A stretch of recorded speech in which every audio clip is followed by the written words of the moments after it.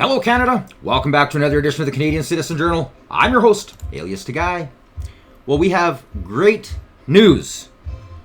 A stay has been granted by the Supreme Court. We don't know how long, but it's a step in the right direction. I'm just gonna give you, so we'll explain a few things here that happened. So they started hauling bales in, and they started building a slaughter zone, stacking the bales up to obscure anybody from seeing what was going on, because of course the government doesn't want you to actually see what they're going to do to these animals. As well, it gave them an area to create a killing field, so to be able to target the animal, funnel them within in order to execute them. Now, after they got all these bales lined up, they have a law they have to follow. They cannot work between the hours of 9 p.m. and 5:59 in the morning after. Now, I'm not quite sure what that all entails, where that kind of came from. Hopefully I'll find out more on that. Somewhere in the middle of the night, it sounds like around 3 in the morning, a fire broke out in these bales. Now, the interesting part about this is that the cops don't allow anybody near these bales. They have cars that have been circling, and they're actually stopping people on the highway that are kind of trying to get out to this place, and they're tagging them. They are taking the individual's information, which is already detestable. It's just, I'm telling you people, if there's ever signals of a fascist government, everything that the policing and the federal governments have been doing point towards this direction. I know, I study the past, I studied propaganda for decades. This whole killing fields is just unbelievable. And like I said, there's a lot more to it than just, calling off some sick birds. This goes into the pharmaceutical, which has big ties into the Trudeau Liberal Party, the Carney Liberal Party, and some other things. But like I said, I'm still gathering piles of research on that. So after this fire breaks out, that happened on the inside of the bales, so we'll probably never find out exactly what happened. Maybe it was a good cop who was like, I gotta slow this down. Who knows? Who knows? That's just a guess, but who knows? But we just got word that there has been a stay. There is major celebrations. Let's just show you what Sheila Gunn Reid, the amazing Sheila Gunn Reid, and really, you really have to thank and make sure that you like, share, and subscribe to Rebel News, the organization that Ezra has built on putting truth to power and getting the information out there is remarkable. He's in court fighting the federal government who is trying to take away the rights of myself and other independents, as well as these legal journalists, from reporting the news. It's censorship. This is socialist, and you can work your way right up from communist, socialist, fascist, dictatorship. They're all the same. This is what they want to do. This is what the liberals have done. This is how they hold power. And he's fighting them in court, not just for him, people, for all of us, for me, for all of the independents out there, for Juno, for just everybody. Let's just start off and give it to you right from Sheila Gunn Reid.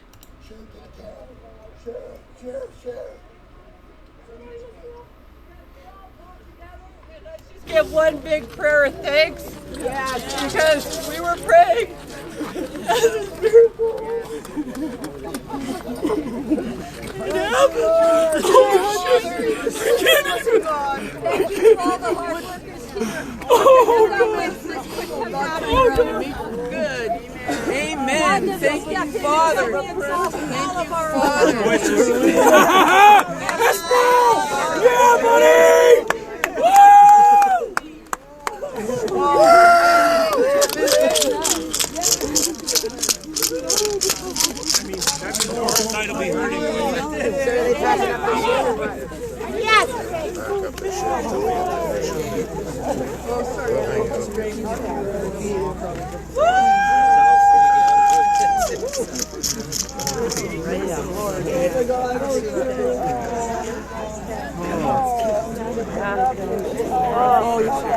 We just gotta keep fighting. We got another couple steps ahead of us. You're still standing. Look at you. Go, girl. Yeah, we've got these. Yes. Hey, you guys want a hand getting all that shit out of here or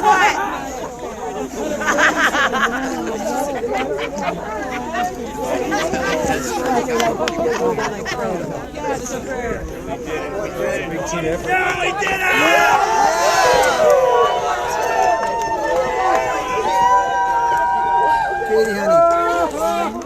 We are Charlie Kirk. This is the turning point. Woo, Father.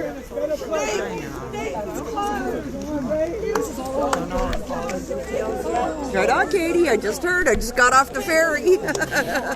Right on. Hi, you. Oh, there you are. Very good news.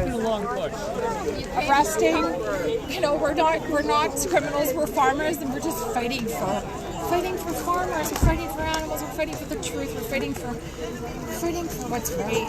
And that's just, these animals all deserve to be tested before their lives are taken away, especially because they are family members. And what this represents to Canadians and people across the world. But today was a win and God won. We finished prayer and God won. We've been through it, and our family's been through so much in the last 9 months, but we couldn't have done it with all of you that continue to love and support us and show up when we need you. And we will make change. This is a moment in Canadian history. We can make change when we all come together and we believe in something so deeply for the better of mankind. Have you told your mom?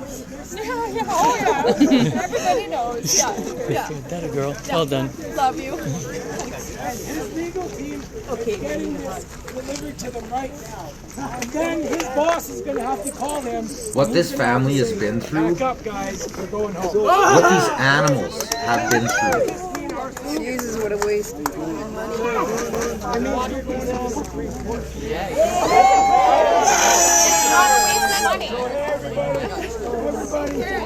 Potentially. What? What's that? With them? So what happens now? In this, they know when we had the initial interaction. One of my first questions was, what happens if Katie gets the phone call and you're in the middle of this and we get to stay? So now their legal team, the CFI legal team, gets notified of the stay order. They notify the bosses, and then they give them the go-ahead to pack up. So they're going to be here for a little while longer until that process happens. But as soon as that process happens, you'll slowly see these guys roll out of Dodge. Oh my God. They have no jurisdiction when there's a stay-in order. Wow, boys and girls. There it is. I'll keep you posted. I had discussed this with my wife already a few weeks ago, that if I would have had the money, I would have been out there. I would have hauled the camper out there. I would have hauled the Starlink. I would have set my studio up, and I would have been functioning, because I can do my channel anywhere. All I need is internet, good internet. But again, can't afford it, right? Hard times, and I'm hoping this channel grows to the point where I can actually maybe make a bit of an income off of it. That's why I'm down to one show, because I've got to start covering costs. Yeah, but I'm just tickled pink that this has happened, and I will keep you posted as the updates come. And as always, I put all the links in the description below, so that you guys have access to it as well. Okay, so moving on. Travis Dunraj has broke a silence. He has his own channel, which I'm going to share the links. I always do. Just the facts. Sorry, just the truth, just the facts. And obviously I'm going to promote him.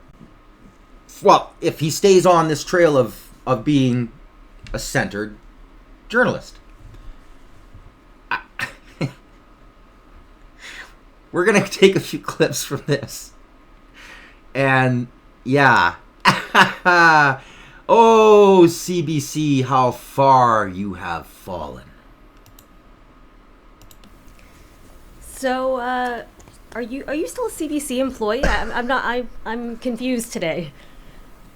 Well, welcome to Can't Be Censored, everybody. CBC, get it? Can't be censored? Great question, awesome. Carmen Wong. And it's so nice to see you. You know what? My feelings on this, and I mean, this has been publicized. So filmed everywhere. prior to September 22nd, 2025. So he's got a disclaimer on there. So I'm going to read this out for the Spotify listeners. So this episode was filmed prior to September 22nd, 2025, when CBC finally processed the resignation that he had submitted on July 7th. They claimed that he was still a unionized employee, and his view is that it was a tactic to silence him. It didn't work. Now, listen. I had resigned. I didn't want to resign, but I resigned. But the CBC maintains, last time I read in the papers, that they're not accepting the resignation, that I'm still a unionized employee. So I guess that's where it stands right now. We have a difference of opinions. And you resigned in kind of a spectacular way. You sent an email, an all-staff email, to however hundreds of thousands of employees are at the CBC, and that's what got the attention of most folks. Yeah, and I think, let me just say as well, like, this can't be censored, but there's a bit of anxiety that I have right now, even talking about this, because of the process that I have gone through over the past year plus. And so there's a bit of a fear factor right now, even talking. I mean, I feel like I need to, because this is not just about me. And we'll talk about kind of the larger implications of this. But I do feel like, a bit scared right now going out there, because they're a giant entity and they have teams and teams of lawyers. So. And he is absolutely correct. And he, again, I give this guy a standing ovation on how he's been dealing with this. Now, he could have just came out blasting, but he knows the power of not just CBC, but their funders, which is the Liberal Party. He understands. And it's not just the Liberal Party. You got to remember, it's all of the Laurentian elite, SNC-Lavalin. It's all of these, those who have controlled CBC for generations. And now, since they have taken over the Liberal Party with the global cabal, have become a powerhouse of propaganda, paying off and taking over all the CRTC-regulated news channels, which are the only people who are given permission to talk to the government. You see, this has come full circle. And he broke free from that, but he understands he needs to be fearful. And I'm not just talking about how they can shut him down on YouTube. You're talking about a government who is trying to destroy a truck that was in a protest, that is the bread and butter to not only an individual, but his family. And we have political prisoners. Like, this is Canada. They will do anything in their power to shut you down. And now I could go even further down that rabbit hole and say, well, what about Bunny and her husband Sherman? Right? who knows how far these people will go. We know all of the entities right to the global cabal that they're involved with. So worry for this guy, because right now he's incredibly important to all independent journalists. He is going to be the hammer, hopefully, that shatters the propaganda. Should I be scared? I mean, so if there are things that are actually censored in this episode, just realize it's because I'd like to keep my home. Yeah. Because the stakes are pretty real for me right now. Yeah. So, but yeah, I mean, I sent that email. I mean, that was a long time coming. I had tried for a very long time, and we'll get into the background and the context of all of this to deal with some of these issues that I thought were kind of really fundamental to how I did my job and how journalists do their job. But you know, you can't talk to somebody who isn't listening to you. So ultimately, I said this is not a situation that is tenable. I thought I was going to retire there. I wanted to, but the situation just became so hostile, and I wasn't able to actually do what I came to do, which is actually journalism. Yeah, and we're gonna get into all of that. We're gonna try to focus it in on some of the really core issues, the problematic issues that you experienced at the CBC. So broadly speaking, it's going to be about diversity, or okay. So we're gonna scroll ahead here. Unfortunately. Okay, so I'm gonna scroll through. I'm only gonna pick out a few clips of this, and I urge you to watch it in its entirety. But there are some fabulous takes that he's done.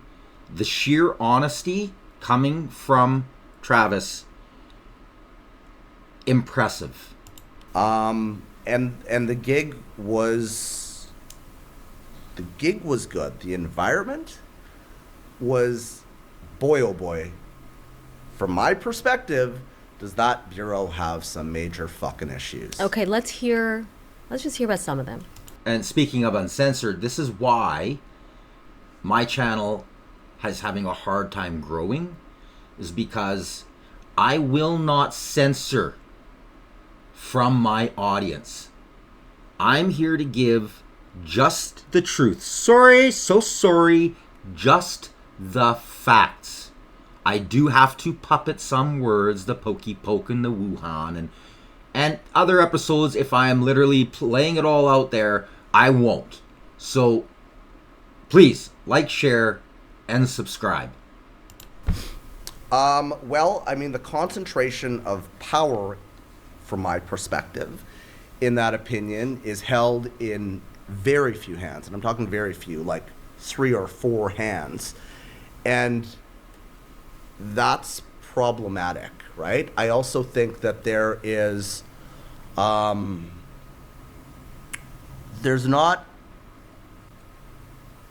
oversight from management in terms of some of the personalities in that bureau to ensure that things are balanced in terms of the weight of what everyone, and you know, I talked about how you know, yes, of course, if you have a show, like that should count for a substantial amount, right? But also, you have to take everybody's opinion into perspective, right? And I just think that there are certain folks in that bureau that what they say, like, it's like the word of God. Okay, so to crystallize what you're saying, power was in the hands of a disproportionate few, very few people. Those people when it came to the political coverage of the network, and that's very important for the public broadcaster, right? Like, I mean, yeah, I mean, is there George Stephanopoulos? Does he have some say on ABC News in terms of like what the political coverage is? For sure. Like at CTV, at Global, yes, absolutely. However, and this is kind of one of the cores that we're going to go back to, those are private entities. This is a public institution. And so you need to make sure that you have balance when it comes to the political coverage, especially.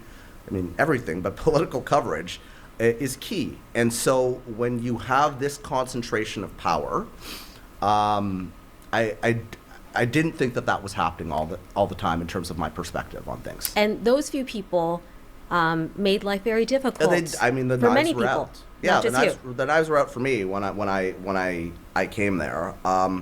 And I'll say this, that there are a number of people in that bureau, and they know who they are, that were fantastic to me, right? That actually were wonderful and very friendly to me. But I did feel very isolated because, the folks that kind of ran the place weren't happy that I was there. They're like, who is this kid coming in from, my perspective is, who is this kid coming in from Toronto?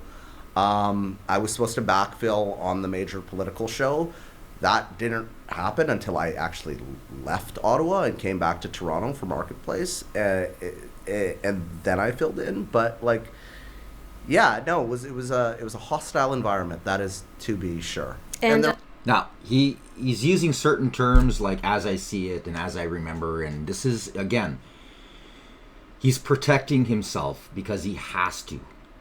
He not only has the largest propaganda outlet with billions of dollars of our taxpayer dollars, they also have the power of the federal government and all of the policing and courts. You got to remember, they've had 10 years. They have completely reshaped our justice system. They have planted more left loonies who will do anything. They don't care, which we've seen all the way up to the Supreme Court, to protect the Liberal Party. They don't care about you. They don't care. And I played this little bit because I wanted, this is where he kind of totes the line for me. Now, I have nothing but respect for Travis for doing what he's doing. But let's just take this gun confiscation thing that's going on. Now, as always, I have got TVs everywhere. I am constantly running all of the propaganda outlets because you need to hear your enemy in order to know what they're doing and what they're hiding. They are all reporting on the Tamil Tiger Gary, but they're not showing you the irrefutable evidence of that recorded conversation. That recorded conversation is the news. If everybody heard that conversation, that would completely just bomb the whole, not only gun confiscation lie, it would prove that Mark Carney, Freeland, every single Liberal who has come forward talking about these supposed assault rifles are all lying. All talking about how this program, you're not forced to. Oh, no. You don't have to, they're softening, it's all a lie. Every single thing coming out of these Liberals' mouths for 10 years has been lies. And any media outlet, I don't care who you are, if you do not air the entire conversation, you are not doing your job. Period. Cut and dry. And as they would say in the old days when there was real journalism, take it to the presses. Print it. Get it out there. Instead, they're showing a debate wherein what they're doing makes the Conservatives look as though, well, they're asking for his resignation for an accusation. It's not an accusation, people. And I will post that link once again, this time the full YouTube clip, in the description below so that my viewers aren't censored aren't fed propaganda, but you get the facts. Just the facts. Sorry. So sorry. Now, moving ahead. Okay, so this is another really important piece here. Okay, so this is him pushing back. They call. Well, I'll just let you listen to the clip here. Listen carefully. Listen to how short the little cutout of this person's name is, and let me know in the comments. I know who it is. Who do you think it is? Travis is talking about, and who they've cut that name out. Replaced me with somebody. Travis, let me ask you. Yes. Do you want to do the show under some kind of threat that you're claiming this is retaliation? Like, is that, No, but it's the principle of the matter at the end of the day. It's not the backfill week. It's the fact that you guys are now saying that you're pushing me off the show because and company can't get over something that happened a month ago. And I'm saying put on your big boy pants. We're all professionals. This happened. Was screaming and ranting and raving about me, and I heard that from everybody in the newsroom, from on the other side of the newsroom, from people outside of CBC. That is wildly unprofessional. That's like a workplace harassment complaint if I wanted to be an asshole about the situation, frankly. And now you're saying I can't backfill on the show because the team is not able to get over this? Well, there are larger issues at play here, and the fact that you guys both can't see that is very concerning. And I'm sure would be concerning to other folks as well. So I can see how that, you could cast it that way. We're trying to reach a kind of a agreement. We're not going to reach an amicable agreement if your decision is to boot me from the show that week. Okay, so you would like to do that. You would like to do the show that week under these conditions. Yeah. Why don't I discuss? Yeah. Okay. Yeah, so basically they're like, we'll discuss. And I was in Calgary. I was at my parents' house when I'm having this call. And I'm like, what bullshit is this? You're calling me to yank me from the show now? Yeah. Because somebody had a diva fit? Mm-hmm. and I'm like, no. So anyway, they called me back and like, okay, yeah, you can do the show. Let me know who you think it is in the comments. I'm sure all of you know. Well, mind you, a lot of you quit watching, but she's been on there for a long time. She pretty much runs the show. She's a disgusting, she is such an immoral individual, and she's best friends with all of these liberals. So, anyways, let me know how you feel. Moving ahead. So now, here he discusses kind of what he wanted for this show of his, and I'm reading between the lines because obviously he's already seeing how left-leaning and how controlled this organization is with the Liberal Party. And I say this lots because they like to say that they have a conservative and they have a liberal and they have an NDP. And it's always the same group of people. This is the furthest thing from the truth. The truth is reading all the rest of these people, they can say what they want to the average conservative, let alone the big C conservative. These people are liberals. There is no real debate on these shows. They disagree politely with each other, but in the end they all kind of agree to what? To the agenda. It's not just the anchors, it's not just the hosts. It is the people they bring on to supposedly discuss and debate issues at issue or power and politics and all the rest of it. It's all the same. I mean, when you've got like some of the worst leaders who have been caught and proven to be not only disgraceful but corrupt, and caught them out on lies and the deviances that they have done, and you're calling these people in, and now they're sitting on the show and they're supposed to be giving you some honest, because I'm an honest. It's all bullcrap. So listen carefully to what he says here, because he's already so far ahead that he's dismantling.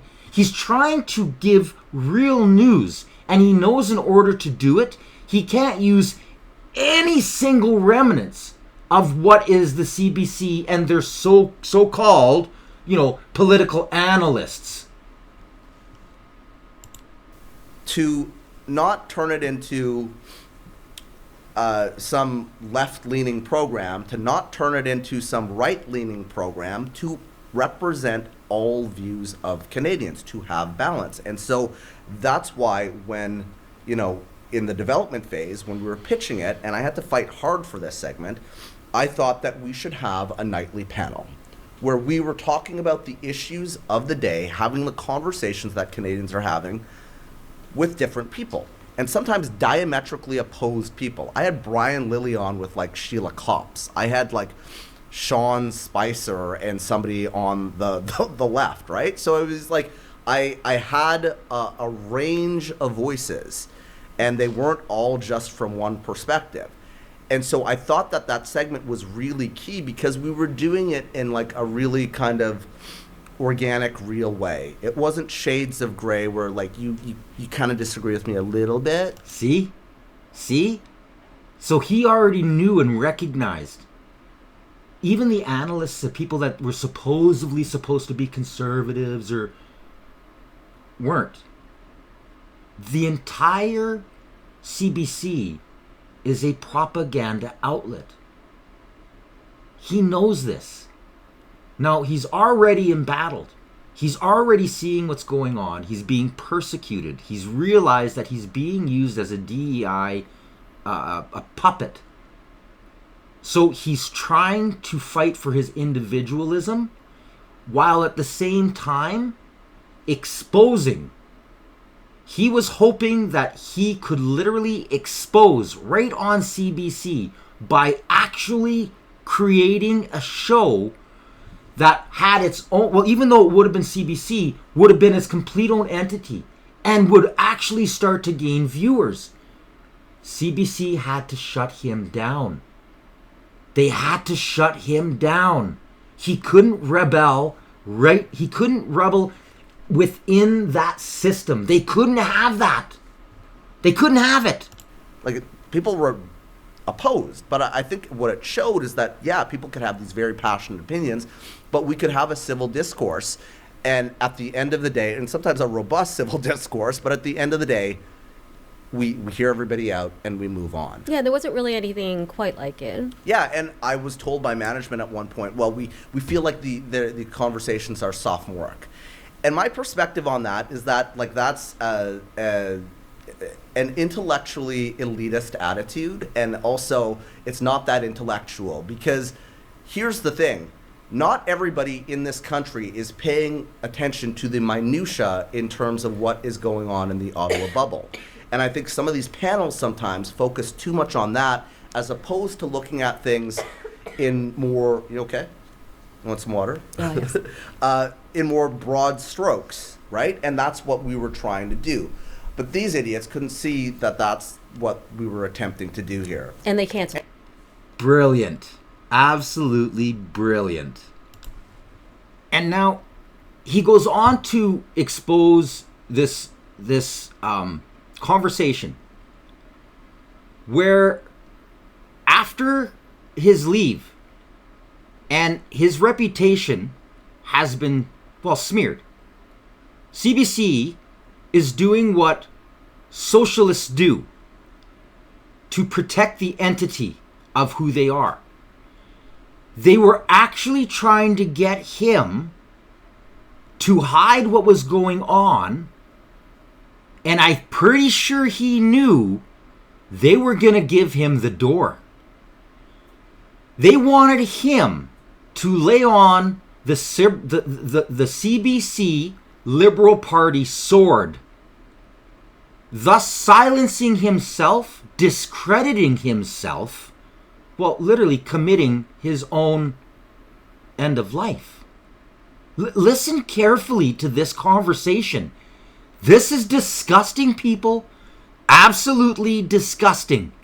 And so, if I go back on television, Do you want to tell the team nothing? That's the solution here?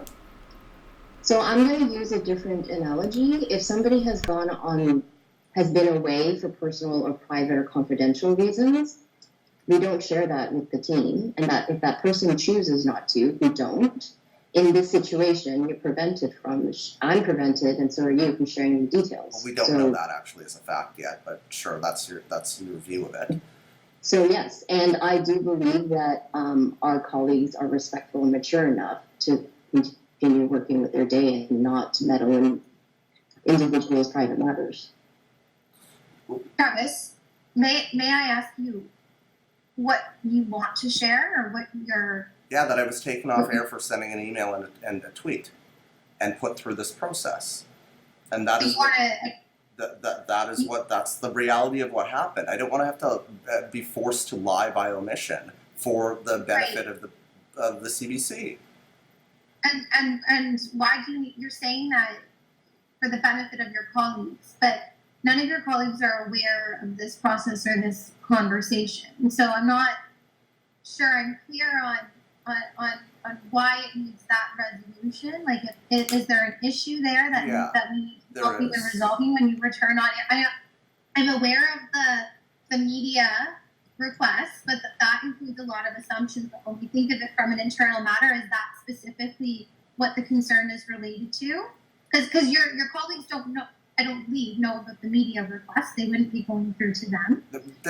But our colleagues, believe it or not, are actually on social media, and they're seeing various people tweeting about my whereabouts and memes of me being dragged into a van with black windows, and people saying that I've been cated and I'm at re-education camp, and that I've been sent to Nunavut to be the weather host, and that they're going to start putting my face on milk cartons, and that I need to send a flare-up if I need help, and on and on and on. There are hundreds of comments about what is going on with me, right? So like what you got, your solution for all of this is to say nothing.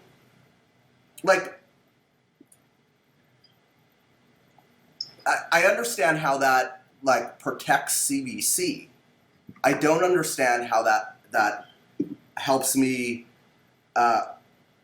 try to start the process of repairing the irreparable harm that you have done, material harm that you have done to my reputation in 1 week. So having dealt with these social media situations, I do advise strongly that you say nothing, because based on previous experience, no answer you give will satisfy people. And secondly, these are...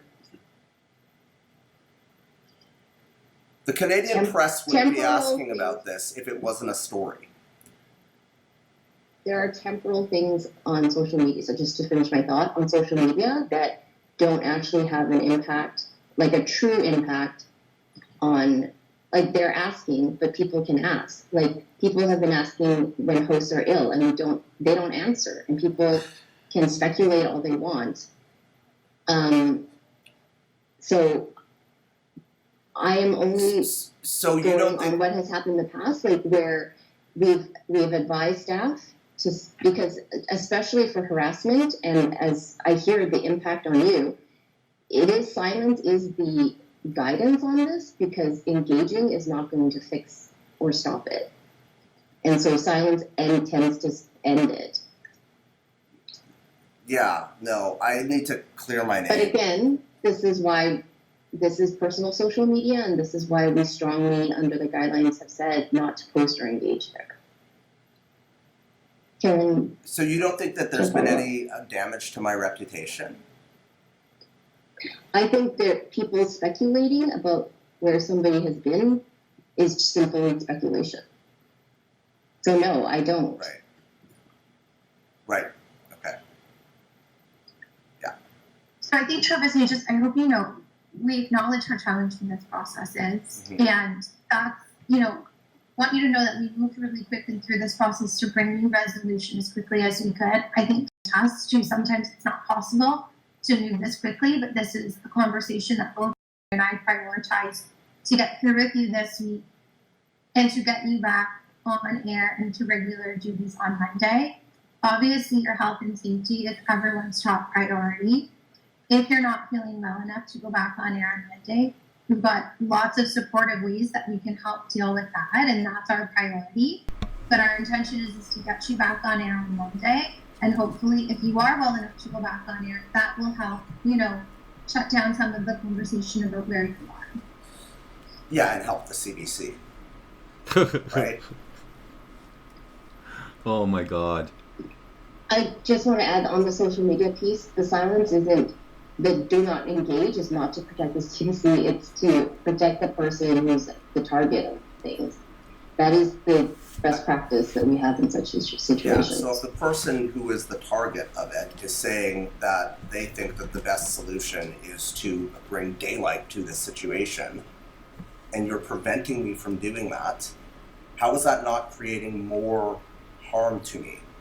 And thank you for the consideration of going through this process quickly. And I do feel very supported by the CBC right now. That process has been clear for the past 5 days of this.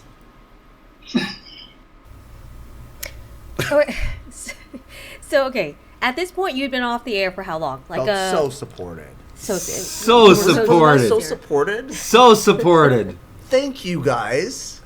So supportive. I'm still feeling It's just like when people are like, he's a disgruntled employee. Mm-hmm. This is about larger issues, but yeah, I'm kind of pissed off because that I did not feel supported, right? And if this is happening, Carmen, to a national host with a prime time show, I am concerned for other folks there, right? And if this is happening, Carmen, to a national host with a prime time show, I am concerned for other folks there, right? This is why I think that they need better whistleblower protections for folks that actually will call out some of this stuff. He nailed it. So if they have this type of censorship for somebody at the top, the very, very top of the food chain, what's going on to all of the lower end reporters and journalists? And we see it. And it's not just CBC. Like I said, if they did their job, they would really show the public all of the exposés that have proven a point. Either proven a lie or a misrepresentation, blatant disregard. But they don't. They're propaganda. They're so obtuse. They think they're so far above everybody because they have total control of what Canada hears and sees. Kudos to Travis. Okay, I'd like to just keep going on and on, but please, for all of you who have viewed, especially if you're new, make sure you like, share, and subscribe. Obviously, we need to grow the channel. Watch that full interview. Mind-blowing. This is great. Now, there's a lot more going on, and I'm going to dabble on a little bit of kind of what on in the UN. Now, I'm going to post Trump's speech at the UN. You have to hear it. It is going to go down in history as probably one of the best speeches, especially since the whole green agenda is starting to fall apart. All of the lies that you have been fed, that they have tried to brainwash you in schools. You got to remember, schools are not, they're not schools of education anymore. They're schools of indoctrination. They've fallen completely off the cliff of what they were supposed to be doing. Everything's starting to come to a head. There are those who seek information, use all means possible to find the truth, and most do. it's getting harder and harder because of censorship. So again, make sure you like, share, and subscribe, because this is the only way we're going to break the propaganda powerhouse. But Trump's speech, he doesn't just like go off on climate change. He goes off on all of it. And he's given a lot of time. So he, like I said, I'm going to post the link down below. It's posted on my sister channel, Reality Revealed. If you're not aware of it, now you are. I hope that you, again, like, share, and subscribe to it as well.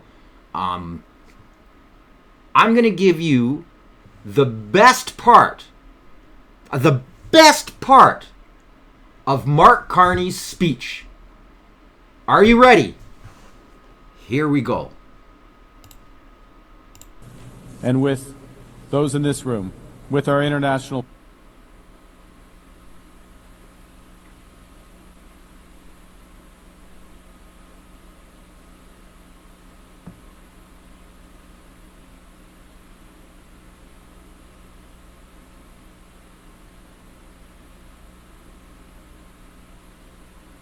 That's right.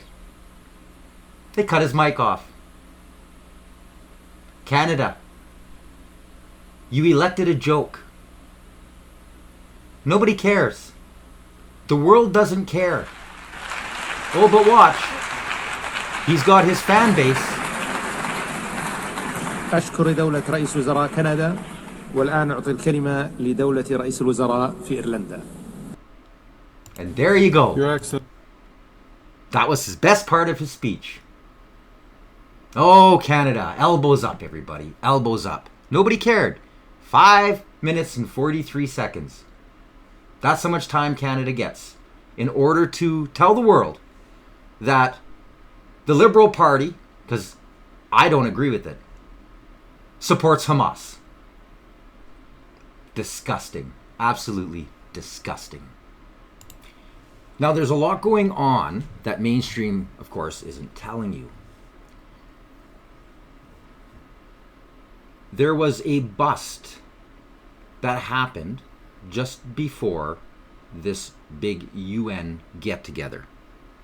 I'm going to play a clip for that because you need to be aware of the global cabal, and they want to shut Trump down.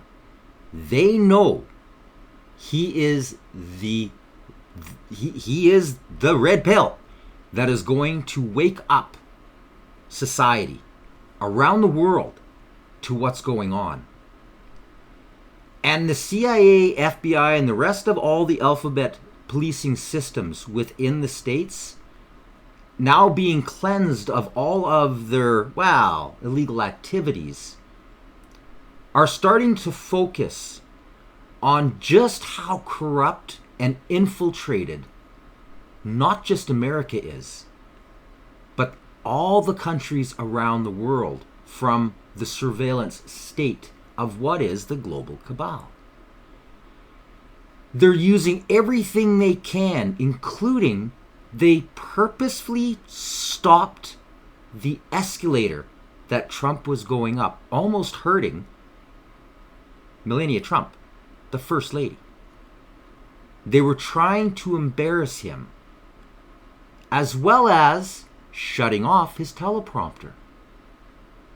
Now, I've got a hot mic I'm going to show you with Trump pretty much calling Guterres out, the supposed head of the UN right now.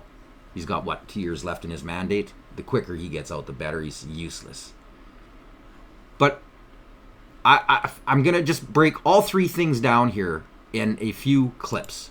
Let's just get started here with the actual bust and how big, people, again, make sure you like, share, and subscribe because I'm here to give you the truth. Sorry, so sorry. Just the truth, just the facts. Secret Service has identified and dismantled a massive threat near the United Nations. The agency found what's described as a hidden telecom network consisting of thousands of illicit servers and SIM cards. Investigators say it could have blacked out cell service, jammed 911 calls, and plunged the entire city into chaos. And we've been warned about this for some time, Dan. Yeah, Fox team coverage. Lucas Tomlinson is live outside the UN with a preview of the president's address. But first, CB Cotton has the details from our New York newsroom. Good morning, CB. Good morning, Dana. Yeah, the Secret Service says this telecom threat was uncovered as agents investigated telephone threats directed towards U.S. government officials. The investigation led them to a chilling plot that, yes, could have crippled New York City's phone lines, data networks, even emergency channels, with world leaders now here in New York City for the United Nations General Assembly. The investigation began this spring, and agents raided multiple locations within 35 minutes of the UN, seizing hundreds of servers and more than 100,000 SIM cards, tools capable of blasting out 30 million anonymous texts per minute, enough to flood and shut down critical systems. The special agent in charge of New York City's field office sharing the potential danger this telecom network posed. Encrypted, anonymous, which means that it could theoretically text the entire nation in 12 minutes. So that's problematic. Not to mention all the other things, taking out cell towers, denying services, and criminal organizations and foreign governments using it to run their organizations. Agents stress there's no sign that the UN General Assembly itself was targeted, but the Secret Service says early findings show that some of the seized SIM cards are tied to foreign actors and criminals already known to federal law enforcement.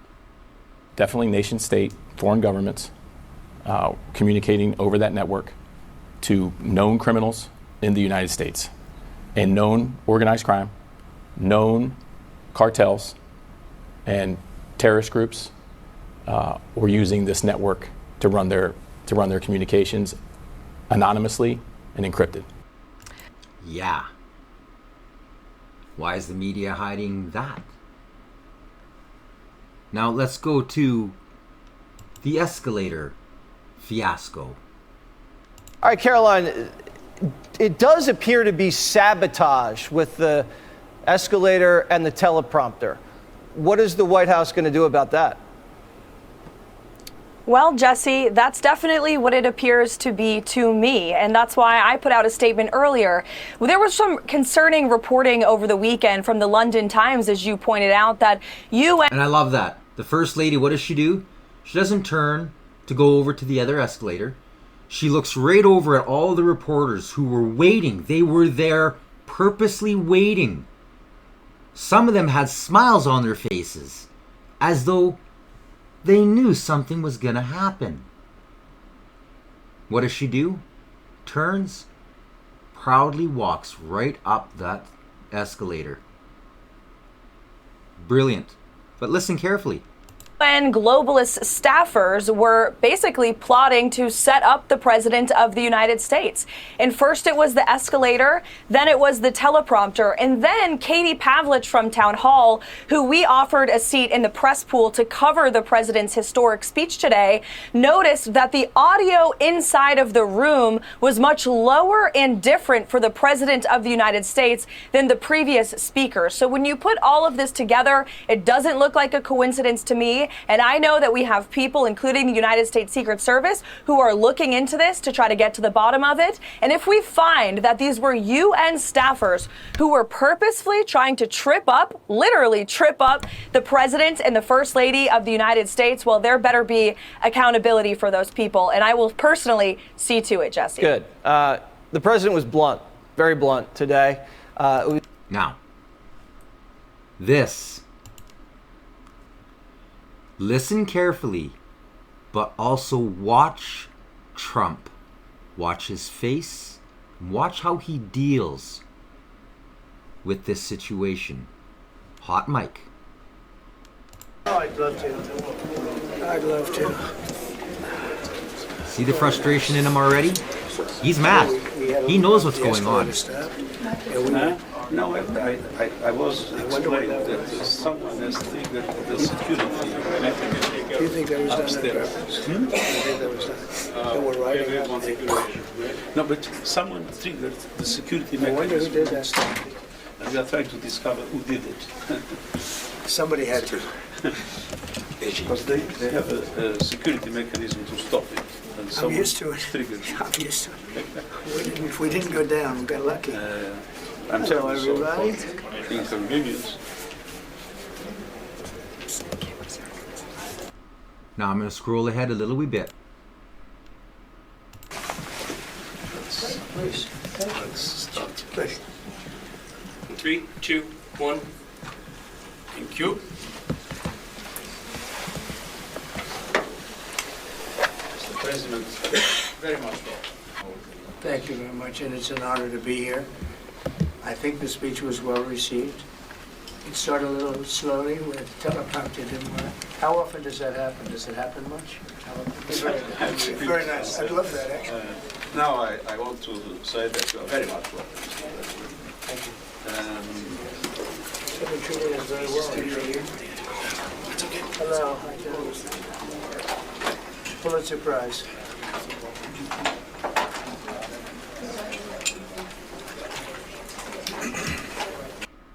And one thing is, for me, extremely He knows. important, is that the suffering, the horrible suffering, of millions of people in the world. He knows what's going on, people. And the worst part about it is the media is doing what they do best. Now they're spinning this whole, well, escalator stop. Media doing what media does. And a lot of it is like this, right? MSNBC, crap, propaganda. Trump humiliated by UN escalator. This is what they feed off of people. This is propaganda. There's an ulterior motive that went on. Sad. It's just so sad. Well, I hope you liked today's episode. Please make sure you like, share, and subscribe. It ensures you won't miss any future episodes. It'll also help break the algorithms that I'm constantly being hammered with, which stops you and future viewers from the access to all of the really important links and documents that I provide. And don't forget to check out my other sister station I created, sister channel, Reality Revealed.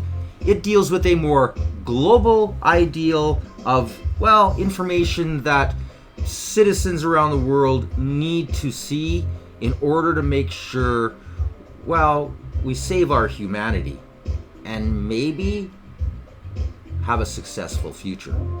Until the next time, I'm Alias Tagay. You've been watching the Canadian Citizen Journal. Stay informed.